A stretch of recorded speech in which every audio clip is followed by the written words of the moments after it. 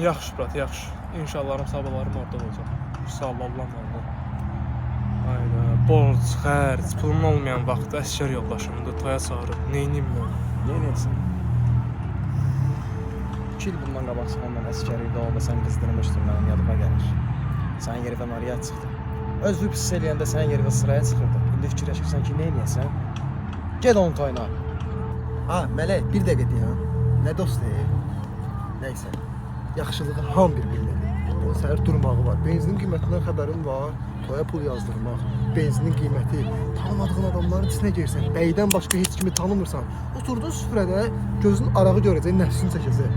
Hamı, yanında dostun var sürməli, yox, yolu tək qaydasan, içdin 1 də, içmədin 1000 də, birisi gün də işdə olmalısan, səhər saat 8-də. Nəysə, özün fikirləş də, gecə yorğun arığın qayıtmaq var.